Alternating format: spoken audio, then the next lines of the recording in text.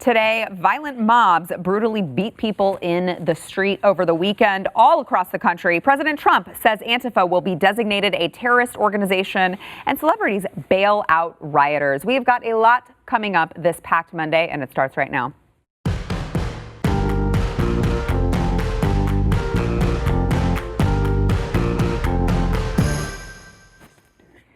Welcome to the news and why it matters. I am Sarah Gonzalez, today joined by Chad Prather, America's favorite cowboy, host of the Chad Prather Show. I mean, if you could just get, we're just doing live TV here. If Do you realize that 2020 is like a Billy Mays commercial? But wait, there's more. You can't pull yourself away from the phone. I know. Deadlines are hitting you. I know. And we do tape this show. It's live to tape, so we do tape it a little bit early. And I'm always nervous of what's going to change between now and the time that it actually airs, because there's so much changing.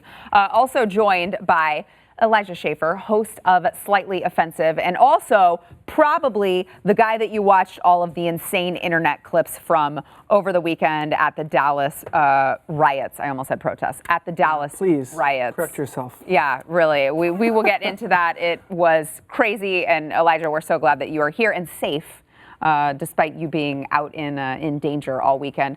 Also joined by BlazeTV contributor Eric July, back in the house. Thanks for being here. All right, so let's get into, obviously we can talk about all of the riots. They happened all over the country over the weekend, and we've got plenty of footage from that. But let's actually get to Dallas first. This surprised me because obviously Dallas, not really where anything happened, anything took place, but it seemed to be one of the main places where all of this violence just broke out. Let's watch one of Elijah's videos that he took. When was this, Elijah? Friday? This was Saturday. Saturday? Okay, so Saturday, a man just, can you set this one up? What was he doing? Why did he get beaten so badly? Yeah, obviously Chad will be like, this is his version of brief, right? Because he like to always give me crap for my long-winded He still can't do it. You know, okay. I need to clarify this because there's a lot of hit pieces coming out and people trying to discredit this footage. I have two clips of this footage, specifically a longer version and a shorter version, and both do not show the main picture. You can find additional supporting footage after this. There was a man with a machete.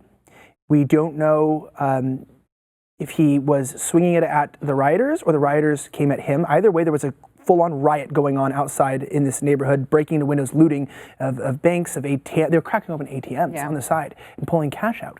And he apparently was a patron of the bar, and he really loved the bar, from what I've read and what I've heard. And he was trying to defend the shop. I don't know no one knows who maybe initiated this confrontation. Nobody knows. But I do know that they started throwing bricks and rocks at him, which is considered deadly force. And then he started swinging his machete sword. Then he ran away, and they continued to throw rocks and bricks at him. And then something snapped, and then he ran at the people. The key thing here is the two things. We don't know who initiated initially.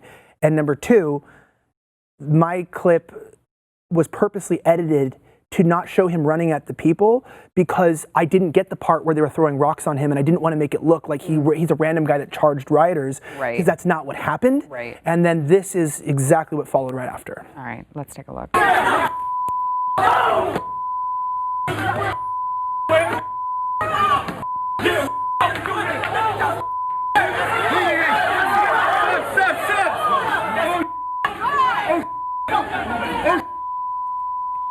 Oh my God!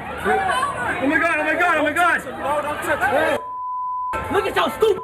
I'm not with a sword! Now he looks like he is lifeless. He's not, though. He is in stable condition, I heard today. I spoke to him. I don't know how stable you can be with like staples up your back and the back of your head, but all I want to point out there was they continued to hit him when he was down.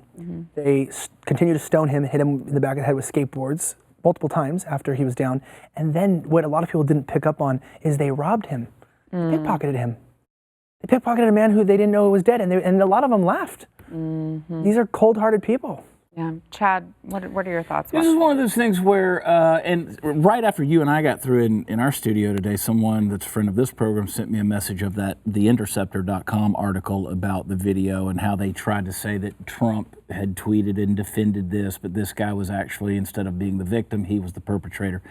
It's a perfect example of why you got to be careful what you see either on social media or the mainstream media, because it depends on different angles and what video is released and who saw it from which angle and what happened, because there are some who say, well, this guy attacked the group attacked him, there were the rocks that were thrown there. So it depends on how you interpret the whole thing. At the end of the day, I think the guy shouldn't have been there in the first place. It wasn't his place. It wasn't his store, right? This is what you insert yourself. You can understand his want I can understand that. I can understand that, but I know if folks if a group starts throwing bricks at me or rocks at me, I'm going to vacate as quick as I can. I'm not going to come running at them.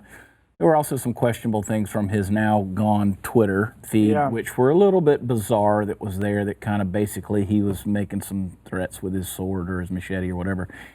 But then, okay, if you're going to defend yourself with a guy who's coming at you with a machete and folks want to take him down and incapacitate the guy or disarm him or whatever, but of course this was a curb stomping that shouldn't have happened. So there's a lot of guilt, a lot of stuff going on here that's just beyond the realm of common sense. But I don't think there's a lot of common sense happening in the streets of major cities across America right now at all. Yeah, Eric. Yeah, I mean, this is an unfortunate situation. And I think what it does, if anything, is it points out sort of the culture as far as where we're at with this. Look, we don't have to sit here and pretend like everybody that is doing what they're doing is peacefully protesting with good intention. Like, I don't know why it hurts some people to say that. It pains people to say that. It pains people to have that discussion, because they have set up these false dichotomies of, if you speak against folks that are just acting crazy, then you deviate from this idea that police state aggression is a bad thing. Right. And I think it's horse crap that people have been guilt tripped into not saying anything, or more so not condemning it or even justifying it in a lot of cases, because they don't want to deviate from that. That I think is garbage. All this does, when I saw that video, I saw a lot of footage that you had shot, and I'm just looking at it like, you know, I'm from Oak Cliff, Texas. Like, this is my city. You know what I mean? And to see that stuff sort of play out, it's like, you know, it sucks. But the silver lining that I'm hoping people see is that when it comes to defense of your property, your business, your home, where you're at, your life, where you're at, that's ultimately on you. The cops they've been just sitting around the corner, not doing anything, not protecting. Like, this is where it's at. Yeah, because they were told not to. Look, this is the reality. Exactly. Like, this is the reality. And this is why you are your own first responder. So I've been doing, you know, I've had a lot of people reach out to me. Y'all probably have as well, talking about, I've never owned a firearm, but I'm looking into one now, because this is real. You've seen all these videos breaking out, yours and all across the country, where even folks that are just standing there, GMs of restaurants, just because he's white, get whooped up in or Alabama or Mississippi or something like. It's like, this is nutty. But this is the culture and where it's at right now. This has gotten completely off the rails, and I think that this is going to continue to escalate until we have people effectively defending their homes, their property. I think you're foolish to not treat everything like it's a violent invasion like that. That could easily be in your business. We've seen videos of people getting beat up at the front of their business and stuff like that. You'd be a fool not to treat every invasion like it could potentially be deadly, but I don't see this stopping. And I think it's going to continue to escalate until people understand that this is not a free-for-all. You cannot just sit up here and act crazy and not suffer any sort of consequences. Yeah. Elijah, you know, you just moved here, like literally Friday, right? From LA. Welcome to Texas. Right? So, and I was texting back and forth with you. This is not normal, let me just tell you. But you probably thought moving from Los Angeles to the DFW area, you were going to be, you know, you weren't going to have any sort of man on the street videos that you were going to encounter or get to videotape, and then here you come into the drama. I'm just wondering, what did you bring it with you? Was it something that you traveled from? You just brought it from LA here? Like hepatitis C or something. It doesn't just transfer. Like it doesn't. I don't know, man. California's got a weird power. I do take a little bit of responsibility, not for it happening, but for giving probably the worst press Dallas has had in at least 4 years. I apologize to the police department and everybody else in the city, but you know, when I look at this, I think that you brought it up. It shows me that we can't deny what we're actually seeing unfolding before our eyes, in that it used to just be, oh, that's just a Los Angeles thing, a Portland thing, a New York thing. This is now a big city thing. Yeah. So I got the chills even saying that, because it grieves me to realize that what was something you could escape is now on everybody's doorstep. And I know whether it was a hoax or not, I'm not sure, but I know like Portland and different people saying they're gonna go into neighborhoods. What you're seeing unfold before your eyes is not even a race war. It's a civil war, more class warfare, I would say, than color, because you're not going to act like they're like some of these business owners. They're black. It's like, no, black people are poor rioters. You know, like Joe Biden thinks so, but you know, right. But do you think? but do you think that the people that are actually on the streets participating in this, do they understand that it's a class warfare? Because I've seen a lot of rhetoric. I've seen a lot of racist rhetoric, a lot of, you know, the white people need to learn, a lot of that. And I agree with you, but I feel like these people, they have this pent up anger that they've been taught, and it's just being used to further a class warfare by others. There's 2 points, and I think this is a good discussion to have, because I think, like, does a fish know that it's wet? You know, that idea that's in water. I mean, does it know? And when someone is in a position maybe where they're lower class and they don't have education, it's not valued in their community or in their family. It's more about tribalism or loyalty to your skin color, or you know, like, and that's a real issue in the black community, is that people vote based on the fact that how it treats black people. White people vote how it affects their own life.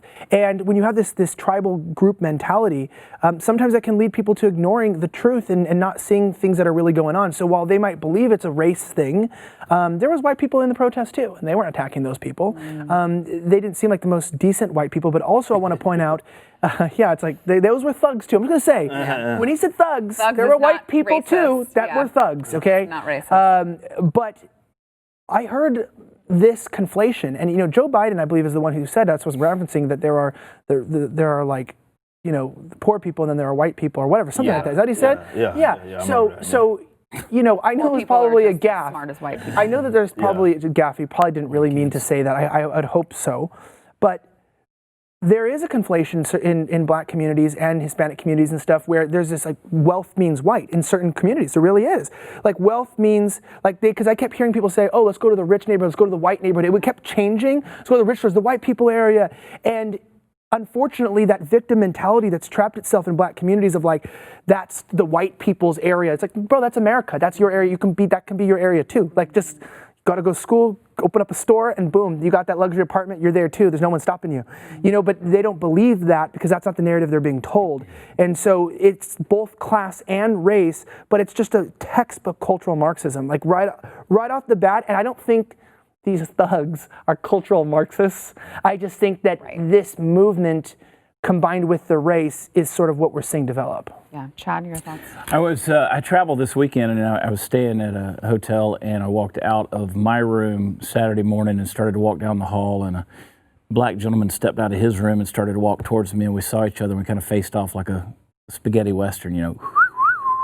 You know, here I come with, you know, he looks like Eric, I look like me, and we're facing each other, we're walking towards each other, because it's like, okay, how are we going to react when we get towards each other? Because, I mean, the world's on fire, right? We get to each other, and then it was like, hey, man, how you doing? Good morning. Hope you have a great day. And then we were hugging and kissing and, you know, locking arms and drinking champagne. It was weird. But the whole thing is you see these microcosms of society, these cultural things that are happening, and you get down into it. I don't know how Elijah can always find it. But he's always in the middle of it. Like he is the microcosm of culture. That's why I wanted to know if he brought it here. Yeah. It all starts with Elijah. So, but my thing is, I think we look at how the stock we hold in society in very different ways. There are certain folks in our world, and I'm not talking about skin color, I'm just talking about whatever experiences you've had that have, whether it is through genetics or environment, you have the certain stock you take in society. And then there's people out there who feel like they don't have any stock in society at all.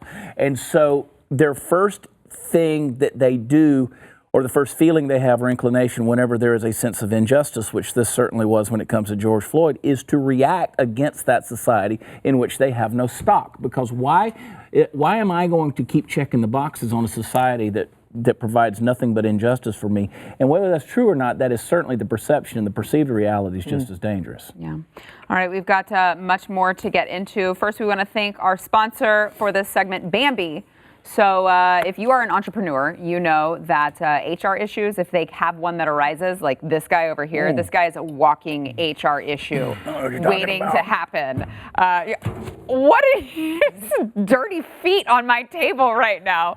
Wrongful termination suits, maybe. They've got minimum wage requirements, all of these labor regulations you got to keep up with. And then you've got HR manager salaries, which are not cheap. It's an average, by the way, of like $70,000 a year. That's a lot of money.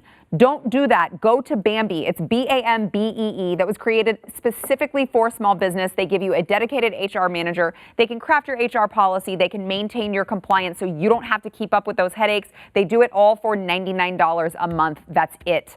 Bambi can change HR from your biggest liability to your biggest strength. They are available by phone, email, or real-time chat. They can handle onboarding, terminations, help you with your insurance, which, by the way, I'm still a licensed insurance agent. So I see all the time small businesses suffer when they do not have a person, an HR person who understands what's going on when it comes to insurance. You can really, really, really hurt yourself there if you are a small business owner. Don't get in that predicament. Use Bambi. It's $99 a month. No hidden fees. Cancel anytime. You can go to Bambi.com. That is BAMBEE.com/matters. Go there now to schedule your free HR audit. That is Bambi.com/matters, BAMBEE.com/matters. All right, so it was not just Dallas, obviously. We discussed this earlier, that was on fire. Also in near the White House in Washington, D.C., the iconic St. John's Church was also on fire. Here is a little clip of what that looked like this weekend. St. John's Church is on fire. The parish office, we went downstairs and it is on fire. I'm going to walk this way, and this is awful. We saw graffiti. Once the door was broken, we saw something similar happen earlier. And as you can see, there's definitely a fire here. This is the parish office. Here, come on back. Come on back. Come on back up. That's good. So they're trying to clear the area, Shannon, with the pepper spray and with the tear gas to try to clear people. Anything we can do to get it out? No, I don't know that there's anything we can do to put that out. I didn't see an extinguisher. I don't know that that's going out with an extinguisher, but this church, obviously very historic. Every United States president since James Madison has attended services there, as you can see, up in flames. And that led, of course, Secret Service to take President Trump down to the White House underground bunker. Numerous Secret Service agents, by the way, were injured by fires set by rioters. Authorities were searching for car bombs that had apparently gone off. There was a lot of commotion outside the White House. And Eric, I feel like we talked about this on Friday, but feel like it's worth mentioning again. I saw a lot of ire directed at President Trump for his tweet, which I guess is why he was involved in all of these riots and the burning and the violence. But as you pointed out, he wasn't threatening to shoot black people. No, that was a narrative that they were going to run with anyway. I mean, he said when the looting starts, the shooting starts. That's just real talk. Right. I mean, of all things, criticize Donald Trump. That being the thing is like, come on, bro. But they're lighting stuff on fire. They're destroying people's property that have absolutely nothing to do with this, nothing to do with George Floyd, nothing to do with this supposed advocacy of trying to rid the world of black oppression or injustice or whatever else that they claim is happening. None of this is conducive to solving that issue. And I don't want to, we have to discuss that, because that's what's happening here, is that they're able to control the narrative. And this is why they're able to guilt trip everybody into not condemning this buffoonery as people go around and have their property destroyed. Churches are being, nothing, that should let you know, if you're watching this, on a serious note, they're lighting churches on fire. So that in itself should let you know that nothing is off limits.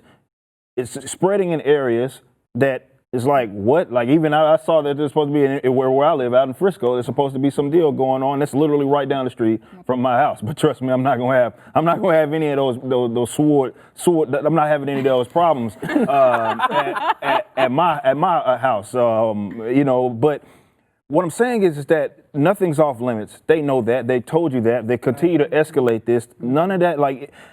I know you had spoke about seeing maybe things sort of going into residential areas. I don't know why you can't assume that that's next. I would hope that you're preparing, not to say that is going to happen, but I would hope right now that every person in this country is preparing for that. Yeah. Now, it's unfortunate that it's got to this, but that's what's good. That's the only way I see this de-escalating. You know what? Here's what I think the viewers need to pick up on, because I'm gonna make it a racial issue because they're saying it's a racial issue. Okay.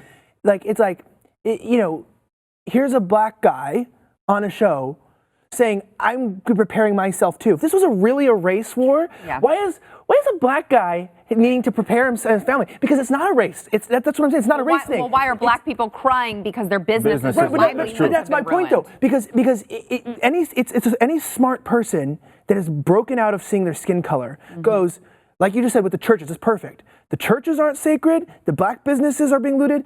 All the narratives are a lie. And so if you're an American and you're, I don't care if you think you had protections because you're gay and the left gave you your little thing, or they're lighting up progressive newspapers and stuff. You're gone. No. You're a goner, and you need to be armed. Yeah, exactly.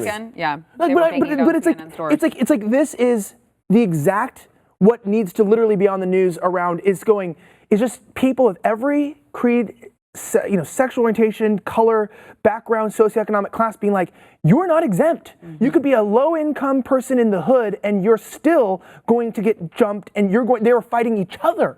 This is mayhem. This is anarchy. This is absolute madness. And if you live in a state where you're not allowed to, it's very hard to access a firearm, like Los Angeles, I never was qualifying for the proper licensing. Nobody did. You see how downtrodden he was when he said that? Like they were picking on him individually? Well, I would tell them, dude, I've been assaulted and concussed. I have death threats and I need a weapon. And it's like, no. And they don't. That's my point. These people don't care about us. And it's coming back to, I think America grassroots is coming back, where Americans are going, there's people who love this country, believe that we want to protect ourselves. And here's the positive side. We're seeing the police can't protect us. The government, I know this is very pro-Trump. I'm a pro-Trump guy myself, but what is the president doing? He's in a bunker. Y'all can direct the hatred to me, because I'm the one at the. I'm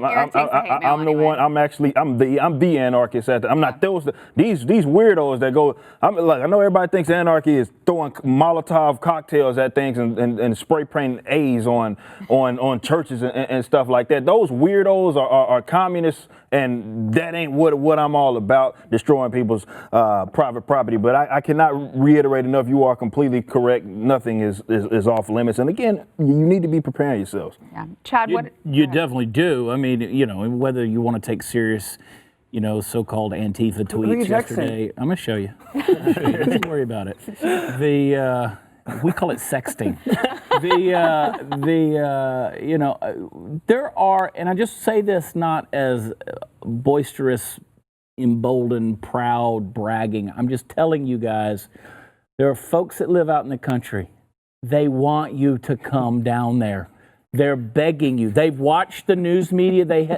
You want to talk about people who don't feel like they have stock in society.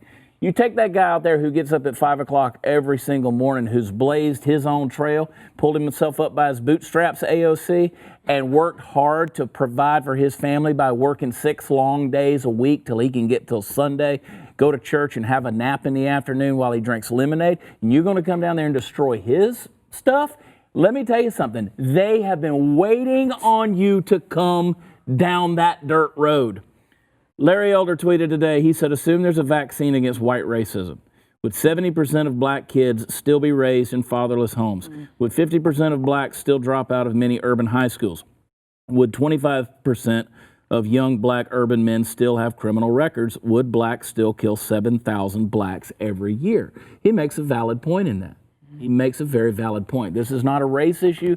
This is a very big cultural issue. This is a thing, because like you said, I mean, I've heard Chris Rock and all these guys who are black comedians who have said, look, we don't want to mess with them either, right?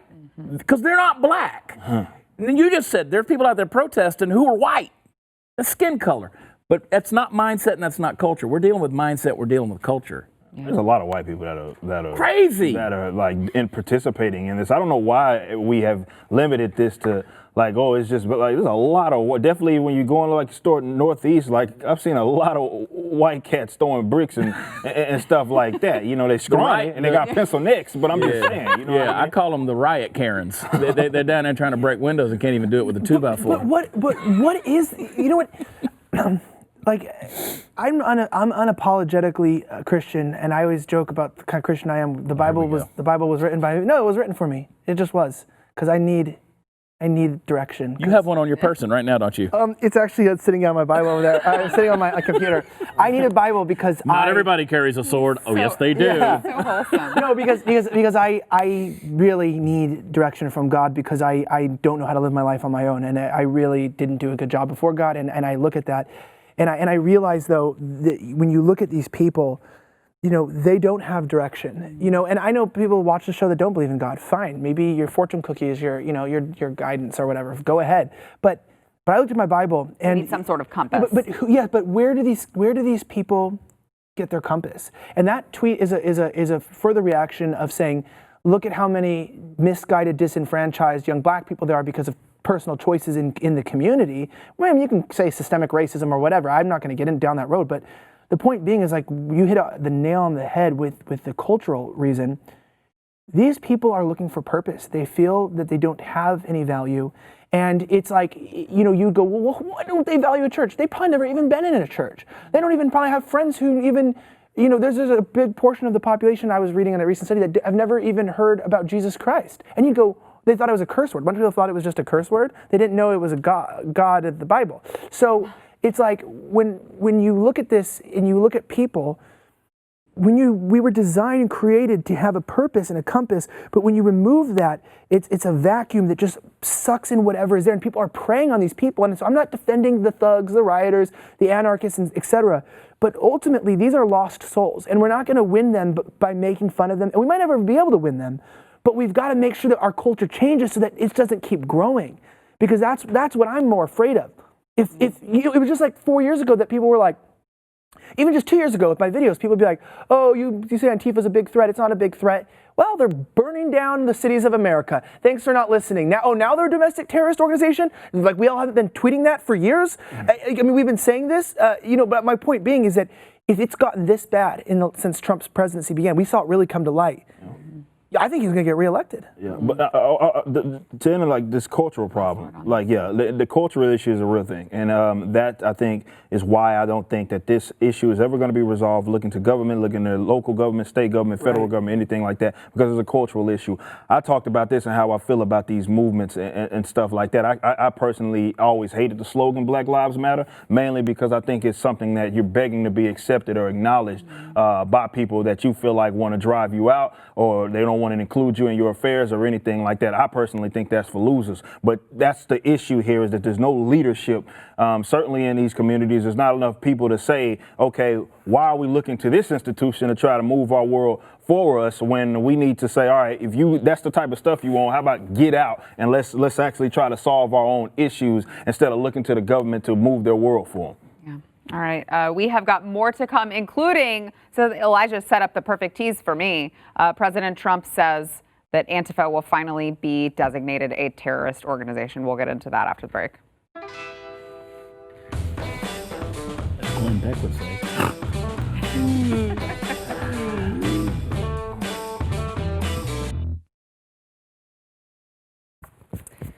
Now, over the weekend, Attorney General Bill Barr placed a lot of blame on some of the riots that broke out on Antifa. Of course, it started as a Black Lives Matter movement, and as you guys discussed here at the table earlier, they kind of, I guess, aligned. They hijacked it. Let's just let's call it what it is. They hijacked the movement. Like that's a much better interpretation of what happened. So Antifa hijacking what was going on the ground. For worse, obviously. And President Trump finally came out and said the United States will designate Antifa as a terrorist organization. He said this was his full tweet for context. He said, "Congratulations to our National Guard for the great job they did immediately upon arriving in Minneapolis, Minnesota last night. The Antifa-led anarchists, among others, were shut down quickly, should have been done by mayor on first night, and there would have been no trouble. The United States of America will be designated Antifa as a terrorist organization." Chad, as Elijah pointed out before the break, I mean, we knew who these people were a long time ago. Why does it take this for us to finally designate them a domestic terrorist organization? First of all, let me go on record as saying I'm disappointed with President Trump. I'm disappointed with him through this situation, not because of the Antifa tweet, just through the entire situation as a whole.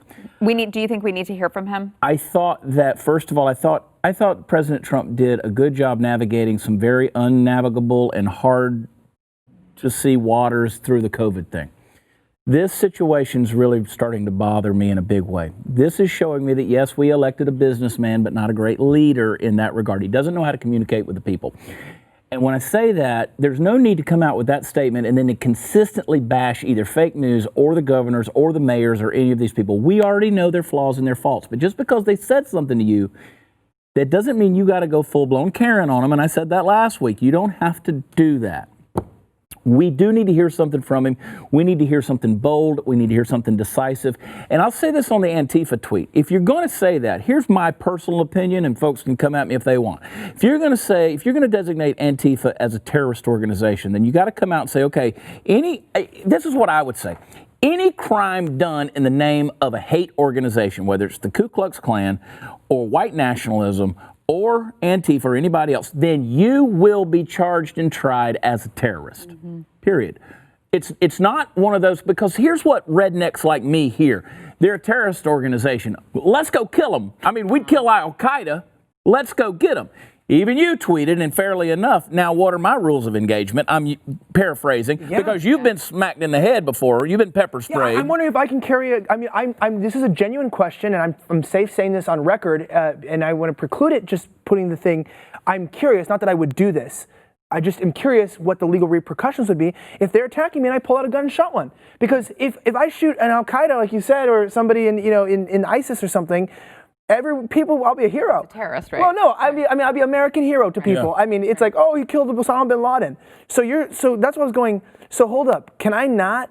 If terrorists attack me, if you put it in the context, not Antifa, if a terrorist attacks me with a weapon, can I shoot him? And I don't want to shoot anybody. I'm not planning on shooting anybody.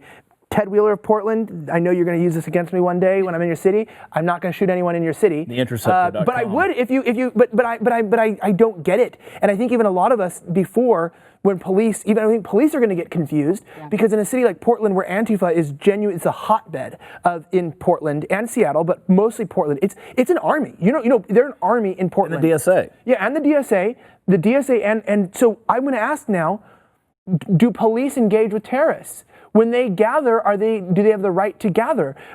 Do we allow terrorists? It's really confusing, and I'm going, holy hell! What do we do? Well, that's why the statement doesn't mean anything. Right. That's why first don't feel like, and first and foremost, I don't care. Like, it ain't no for no question if you attacking me with a weapon. We in Texas, man. Like, we in Texas. Castle doctrine out of our mind. It doesn't matter if you're in your place. I know the law. It doesn't matter if you're in your place of business. It doesn't matter where you're at. force from a guy. He got a guy's got a brick in his hand. What you think I'm sitting over worrying about the proportion of whether or not is he just want my TV, or is he gonna slap me upside the head with this brick? No, I don't have any problem saying yes. If you attack me, I will shoot you. Like that's just any rational human being should act like that. And if you don't act accordingly, that could get you beat up, killed, and end up like that man that was halfway not moving. This is a serious thing. So my thing is, the only thing that I would rather hear him say, if anything, would be not to, I really don't care about label and what they're labeled at. I really don't even care about National Guard or anything like that. You, if anything, doesn't matter if it comes from him, doesn't matter if it comes from the government, you should just say, flat out say it. If you are, in this country and you you have any sort of weapon and you are ready to defend yourself, and if someone attacks you, they are an active aggressor or active invader, do what you got to do. That should be it. Like, I don't know why we have to have sort of skirt around this, and I think that's the problem, because I understand that people don't want to deal with those sort of repercussions of, okay, what if this? Thankfully, we don't live in a duty to retreat law like Minnesota does or something like that, where they want you to run away before you actually shoot someone. Thankfully, out here we don't have those problems. You would be in the absolute right to do this. The only thing you can't do is, like, you can't provoke someone or get just a verbal altercation and then pull out a gun on somebody, and then you'd be in the wrong. But aside from that, you good to go. If someone's an aggressor, you are good to go. And I would much rather, if these leaders, no matter who they are, no matter, the only thing that I would rather hear them say is you got our support, defend yourself, defend your property, defend your family from these guys that are using aggression upon you. And like I say, I don't think until that happens, really, I don't see this de-escalating. It's going to continue to happen because they think it's a free-for-all. They think it's a free-for-all. They're going to continue They've never been into repercussions, so why there's not exactly. There's no free. Like, you got celebrities justifying it, or every time you bring it up, it's like, well, but what about this? Right. What about that black man that got killed? As if two things can't be true. Even the video clip, it's like, well, but he ran at them, and you go, but dude, he was getting stuff thrown at him, man. I still don't understand, like, what the. But it's like, no matter what you do, they'll always. And when you saw him walking away, and they were still chunking at him, like they'll justify them. They'll justify these people, and that's what's driving me the most crazy about this, is that the driving me the crazy is and I learned this from Dallas. You cannot trust the government or the police to solve this problem. This is, like we mentioned, it's cultural. You cannot. You just cannot. So you're going to have to choose right now, and you got to prepare yourself for what potentially you might have to do to protect your family and your home and your city. Don't tolerate this. If you're an American, don't tolerate this in your city. Yeah. All right. Back in a minute. I've been open and verbal about this. I'm not skirting around this issue.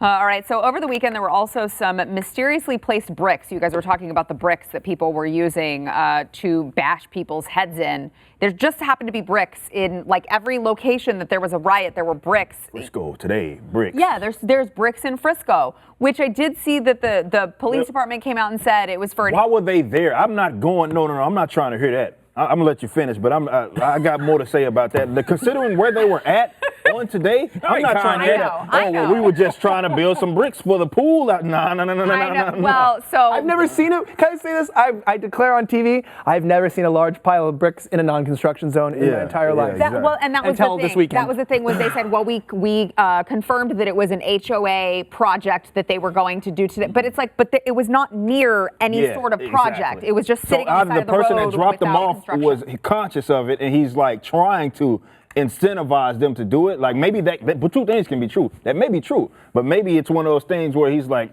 check this out. Right. You know what I mean? Right. And he may support the cause. I'm like, I don't know. I'm not saying that's the case. I'm just saying, for the day that they are saying that they're going to be in Frisco, those pile of bricks pop up right there. That's just way too coincidental, man. Yeah, maybe it is, but I don't know, man. What's going on? Can you give us any? Yes. So, this is my hatred for the left-wing media, who called me a liar and just totally slandered me on Friday for making a very viral tweet about how this was organized and there were directors and that they were leading the people to the bricks. Mm-hmm. You know, oh, you're a liar. It's like, okay, fine. Maybe I was telling the truth because the footage came out. And from the Dallas one that I was at, the footage came out too, that there was no construction zone. There's just pallets of bricks on different corners. And you're going, first of all, there was no, it was all asphalt and concrete. These weren't places where there were bricks. And you just go, I told you so. And the protesters admit it in the video. They go, I know what you're trying to do. Guy goes, I'm on parole. That's what he says. He goes, I'm on parole. He was just there at the courthouse. Yeah, I know what you're doing. You can't tempt me or whatever. And they knew that this was placed there.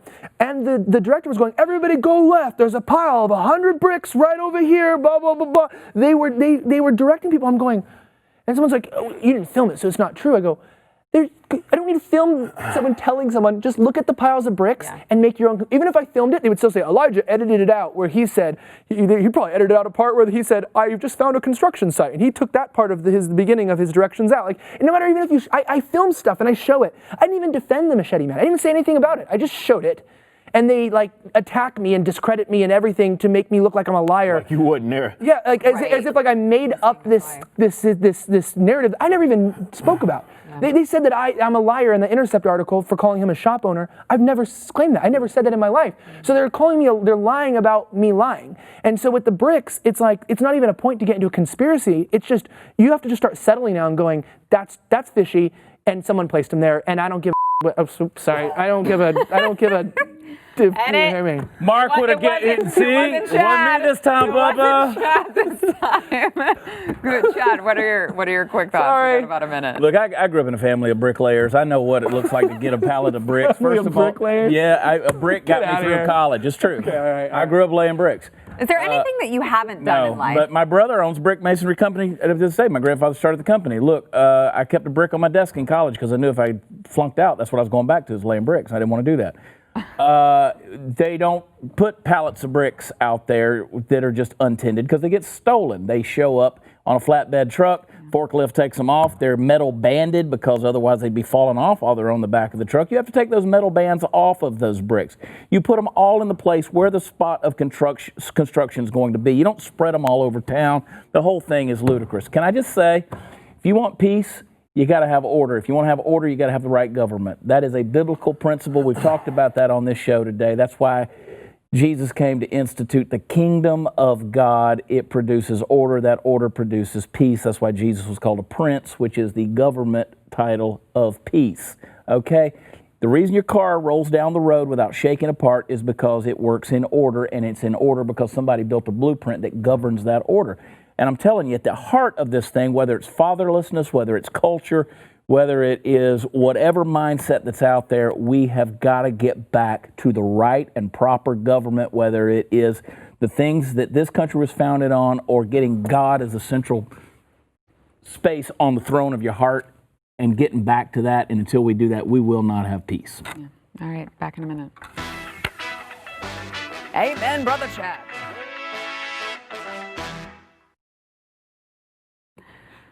We've only got about a minute and a half here, but celebrities. Thankfully, there were celebrities coming to the aid of all of these rioters, just creating devastation and beating the crap out of people, including Justin Timberlake, who tweeted something out, along with Chrissy Teigen. I know Steve Carell. Yes, Steve Carell, Seth Rogen.